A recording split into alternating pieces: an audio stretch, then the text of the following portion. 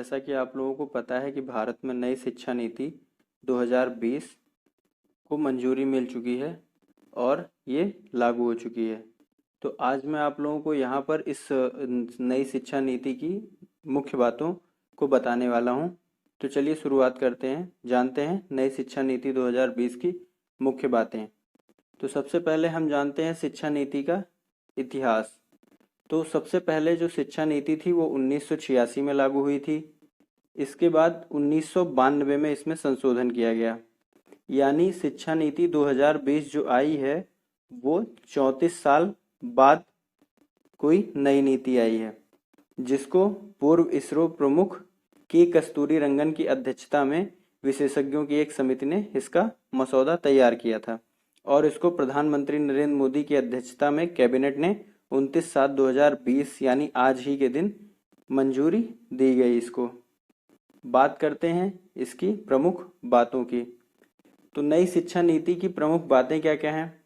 तो जो पहला पॉइंट है वो है मानव संसाधन विकास मंत्रालय का नाम बदलकर अब शिक्षा मंत्रालय कर दिया गया है और इसका मतलब है कि रमेश पोखरियाल निशंक अब देश के शिक्षा मंत्री कहलाएंगे। दूसरा पॉइंट, नई शिक्षा नीति में 5वीं क्लास तक मातृभाषा, स्थानीय या क्षेत्रीय भाषा में पढ़ाई का माध्यम रखने की बात कही गई है। इसे क्लास 8 या उससे आगे भी बढ़ाया जा सकता है।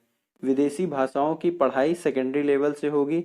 हालांकि नई शिक्षा नीति में यह भी कहा गया है कि किसी भाषा को थोपा नहीं जाएगा, मतलब कि आपके ऊपर कोई दबाव नहीं डाला जाएगा कि आपको इसी भाषा में पढ़ना है। आप अपने पसंद की भाषा का जो है चुनाव कर सकते हैं। बात करते हैं अगले पॉइंट की। तो साल 2030 तक स्कूली शिक्षा में 100% जीआर के साथ माध्यमिक स्तर का एजुकेशन फॉर ऑल का लक्ष्य रखा गया है। तो यहाँ पे ग्रॉस इनरोलमेंट रेशियो जो है आपका, ये होता है, इसको जो है संयुक्त राष्ट्र ने दिया था और ये किसी भी देश में अलग अलग स्कूलों में जितने बच्चों का नामांकन हुआ है, हायर सेकेंडरी में कितने बच्चों का हुआ है, प्राइमरी में कितना हुआ है और मिडिल से कितना हुआ है, तो इन सब का एक रेशियो होता है, एक प्रकार का जो है स्टैटिक मेजरमेंट होता है जिसको ग्रॉस एनरोलमेंट रेशियो कहते हैं। इसको 100% करने की बात कही गई है यहाँ पे साल 2030 तक। बात करते हैं अगले पॉइंट की। अभी स्कूल से दूर रह रहे 2 करोड़ बच्चों को दोबारा मुख्य धारा में लाया जाएगा। इसके लिए स्कूल के बुनियादी ढांचे का विकास और नवीन शिक्षा केंद्रों की स्थापना की जाएगी। चलते हैं अगले टॉपिक पर। तो अगला पॉइंट हमारा है स्कूल पाठ्यक्रम के 10+2 ढांचे की जगह 5+3+3+4 का नया पाठ्यक्रम संरचना लागू किया जाएगा, जो क्रमशः 3 से 8, 8 से 11, 11 से 14 और 14 से 18 उम्र के बच्चों के लिए है। इसमें अब तक दूर रखे गए 3 से 6 साल के बच्चों को स्कूली पाठ्यक्रम के तहत लाने का प्रावधान है, जिसे विश्व स्तर पर बच्चे के मानसिक विकास के लिए महत्वपूर्ण चरण के रूप में मान्यता दी गई है। तो अगर आपको यहाँ पे ये बात ना समझ में आई हो तो इसको आप इस ग्राफ के माध्यम से समझने की कोशिश करें कि ये हमारा जो है ये प्रीवियस एकेडमिक स्ट्रक्चर था जो कि 10+2 पे बेस था। अब वो 10+ इसके पहले जो हमारा प्रीवियस एकेडमिक स्ट्रक्चर था उसमें फाउंडेशन के नाम पे कुछ नहीं था, लेकिन जो हमारा नया स्ट्रक्चर आया है स्टडी का अब नई शिक्षा नीति में, उसमें पहले 3 साल तक बच्चे को आंगनवाड़ी या प्री स्कूल या बाल वाटिका में 3 से 6 साल तक के बच्चे को जो है प्राइमरी लेवल में पढ़ाया जाएगा। उसके बाद 2 साल तक उसको क्लास फर्स्ट और सेकंड की स्टडी दी जाएगी। तो ये हिस्सा आपका फाउंडेशनल हो गया। उसके बाद आता है प्रीपैरेटरी, जिसमें क्लास 3 से लेकर के 5 तक यानी 8 साल से लेकर 11 साल की उम्र के बच्चे आएंगे। उसके बाद आता है मिडिल, मिडिल में क्लास 6 से 8 तक के बच्चे आएंगे जिनकी एज 11 से 14 वर्ष होगी। उसके बाद आएगा हमारा सेकेंडरी एजुकेशन, जिसमें जो है क्लास 9 से 12 तक के बच्चे आएंगे और उनकी एज 14 से 18 के बीच में रहेगी। तो अब बात करते हैं अगले पॉइंट की। तो जो ग्राफ मैंने आपको समझाया उसी को डिटेल में देखते हैं कि नई प्रणाली में प्री स्कूलिंग के साथ 12 साल की स्कूली शिक्षा और 3 साल की आंगनवाड़ी होगी। इसके तहत छात्रों की शुरुआती स्टेज की पढ़ाई के लिए 3 साल की प्राइमरी और पहली तथा दूसरी क्लास को रखा गया है। अगले स्टेज में तीसरी, चौथी और 5वीं क्लास को रखा गया है। इसके बाद मिडिल स्कूल 6 से 8 कक्षा में सब्जेक्ट का इंट्रोडक्शन कराया जाएगा। सभी छात्र केवल तीसरी, 5वीं और 8वीं कक्षा में परीक्षा देंगे। 10वीं और 12वीं की बोर्ड परीक्षा पहले की तरह जारी रहेगी, लेकिन बच्चों के समग्र विकास करने के लक्ष्य को ध्यान में रखते हुए इन्हें नया स्वरूप दिया जाएगा। एक नया राष्ट्रीय आकलन केंद्र, जिसका नाम परख होगा, छात्रों के समग्र विकास के लिए कार्य प्रदर्शन, आकलन, समीक्षा और ज्ञान का विश्लेषण करने के लिए इसको स्थापित किया जाएगा। देखते हैं अगला पॉइंट। तो पढ़ने लिखने और जोड़ घटाव यानी जो हमारा संख्यात्मक ज्ञान होता है उसकी बुनियादी योग्यता पर जोर दिया जाएगा। बुनियादी साक्षरता और संख्यात्मक ज्ञान की प्राप्ति को सही ढंग से सीखने के लिए अत्यंत जरूरी एवं पहली आवश्यकता मानते हुए NEP 2020 में मानव संसाधन विकास मंत्रालय, जो कि अब शिक्षा मंत्रालय हो गया है, द्वारा बुनियादी साक्षरता और संख्यात्मक ज्ञान पर एक राष्ट्रीय मिशन की स्थापना किए जाने पर विशेष जोर दिया गया है। देखते हैं अगला पॉइंट। तो अगला पॉइंट है NCERT 8 वर्ष की आयु तक के बच्चों के लिए प्रारंभिक बचपन देखभाल और शिक्षा के लिए एक राष्ट्रीय पाठ्यक्रम और शैक्षणिक ढांचा विकसित करेगा। स्कूलों में शैक्षणिक धाराओं, पाठ्येतर गतिविधियों और व्यावसायिक शिक्षा के बीच खास अंतर नहीं किया जाएगा। सामाजिक और आर्थिक नजरिए से वंचित समूहों की शिक्षा पर विशेष जोर दिया जाएगा। बात करते हैं अगले पॉइंट की।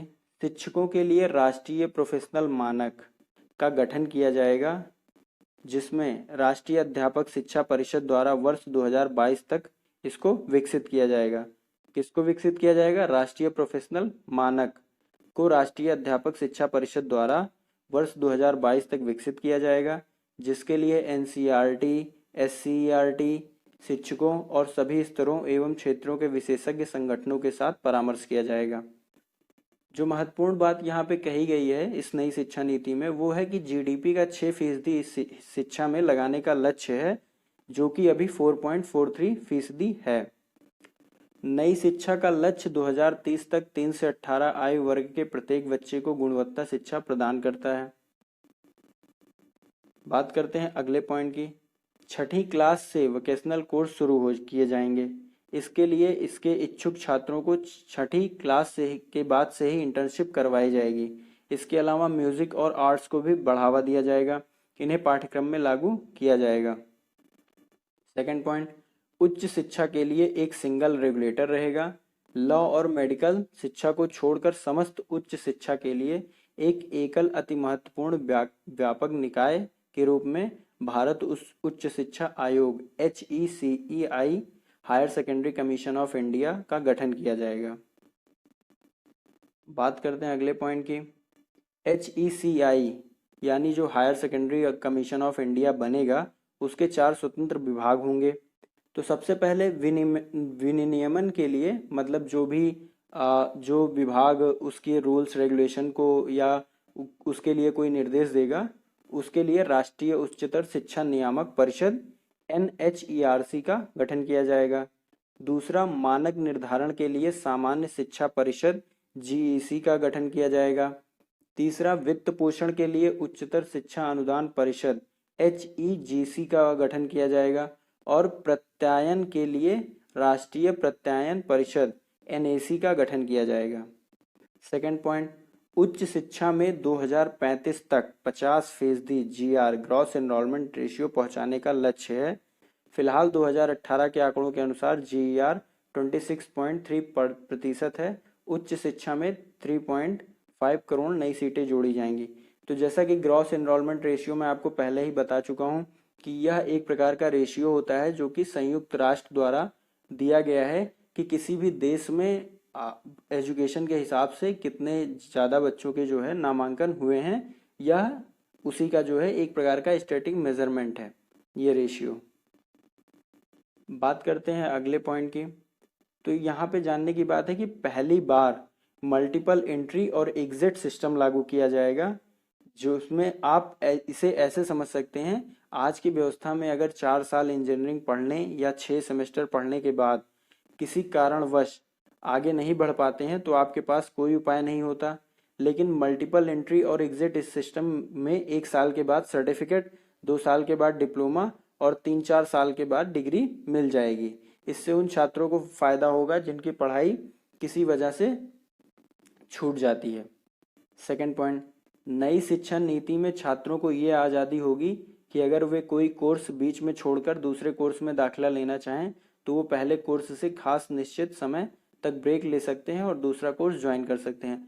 मतलब इसका समझने का ये है कि जैसे कि आपने बीटेक के फर्स्ट ईयर में एडमिशन लिया, आपने फर्स्ट ईयर पूरा पढ़ा, लेकिन बीच में आपको लगता है कि नहीं मुझे म्यूज़िक में इंटरेस्ट है या मुझे आर्ट्स करना चाहिए था, तो आप बीटेक के फर्स्ट ईयर को यहीं पर होल्ड करके आप अपना म्यूज़िक का कोर्स ज्वाइन कर सकते हो। लेकिन आपको एक निश्चित समय बताना पड़ेगा कि हम अगले 3 साल बाद, 4 साल बाद या 2 साल बाद अपना म्यूज़िक का कोर्स ख़त्म करके बीटेक के कोर्स को फिर से ज्वाइन करेंगे।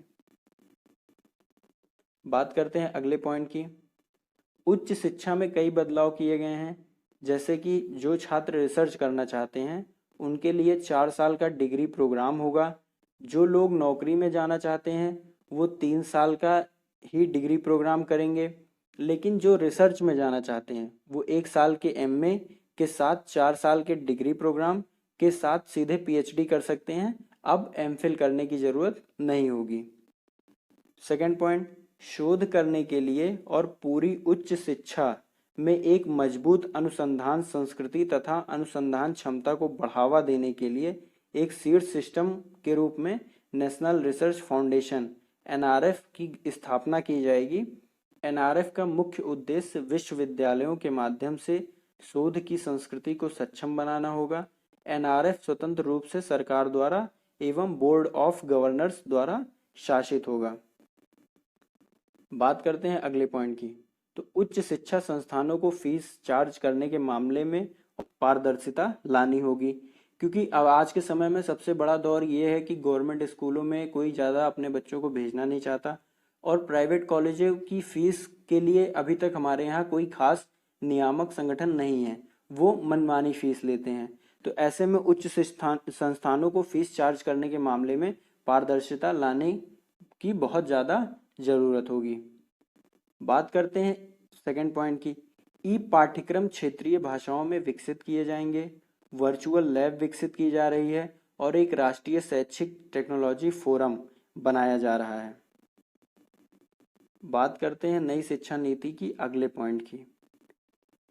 एससी, एसटी, ओबीसी और अन्य विशिष्ट श्रेणियों से जुड़े हुए छात्रों की योग्यता को प्रोत्साहित करने का प्रयास किया जाएगा। छात्रवृत्ति प्राप्त करने वाले छात्रों की प्रगति को समर्थन प्रदान करना, उसे बढ़ावा देना और उनकी प्रगति को ट्रैक करने के लिए राष्ट्रीय छात्रवृत्ति पोर्टल का विस्तार किया जाएगा। निजी उच्च शिक्षण संस्थानों को अपने यहाँ छात्रों को बड़ी संख्या में मुफ्त शिक्षा और छात्रवृत्तियों की पेशकश करने के लिए प्रोत्साहित किया जाएगा। बात करते हैं अगले पॉइंट की। हाल ही में महामारी और वैश्विक महामारी में वृद्धि होने के कारण परिणाम स्वरूप ऑनलाइन शिक्षा को बढ़ावा देने के लिए सिफारिशों की एक व्यापक सेट को कवर किया गया है, जिससे जब कभी और जहां भी पारंपरिक और व्यक्तिगत शिक्षा प्राप्त करने का साधन उपलब्ध होना संभव नहीं है, तो गुणवत्तापूर्ण शिक्षा के लिए वैकल्पिक साधनों की तैयारियों को सुनिश्चित करने के लिए स्कूल और उच्च शिक्षा दोनों को इस शिक्षा की ज़रूरतों को पूरा करने के लिए एमएचआरडी में डिजिटल अवसंरचना, डिजिटल कंटेंट और क्षमता निर्माण के उद्देश्य से एक समर्पित इकाई बनाई जाएगी, जो एक ऑनलाइन पढ़ाई के लिए जो है काम करेंगे कि ऑनलाइन पढ़ाई के लिए हमारा जो डिजिटल अवसंरचना रहेगी, डिजिटल कंटेंट रहेगा, उसके लिए एक क्षमता निर्माण करेंगे। बात करते हैं अगले पॉइंट की। सभी भारतीय भाषाओं के लिए संरक्षण, विकास और उन्हें और जीवंत बनाने के लिए नई शिक्षा नीति में पाली, फारसी और प्राकृत भाषाओं के लिए एक Indian institute of translation and interpretation IITI राष्ट्रीय संस्थान की स्थापना करने, उच्च शिक्षण संस्थानों में संस्कृत और सभी भाषा विभागों को मजबूत करने और ज़्यादा से ज़्यादा उच्च शिक्षण संस्थानों के कार्यक्रमों में शिक्षा के माध्यम के रूप में मातृभाषा, स्थानीय भाषा का उपयोग करने की सिफारिशें की गई हैं। तो दोस्तों, इसी के साथ नई शिक्षा नीति 2020 की जो भी महत्वपूर्ण बातें थीं प्रमुख बातें थी वो इसी के साथ समाप्त होती हैं। अगर आपको वीडियो पसंद आया हो या वीडियो अच्छा लगा हो तो आप हमारे चैनल को सब्सक्राइब ज़रूर करें और कमेंट में हमें बताएं जो चीज़ें आपको ना समझ में आई हो या आपको वीडियो कैसा लगा इसके बारे में हमें बताएं। और अगर आपने अभी तक चैनल को सब्सक्राइब नहीं किया है तो चैनल को सब्सक्राइब ज़रूर करें और वीडियो को लाइक करें और कमेंट करना ना भूलें। तो वीडियो देखने के लिए आप सभी का धन्यवाद। Thanks everyone, thanks for watching the video. आज और सब्सक्राइब करने के साथ साथ बेल आइकन को ज़रूर दबाएं जिससे कि आप हमारी आने वाली नई वीडियो के अपडेट्स को तुरंत पा सकें। Thank you, thanks for watching the video.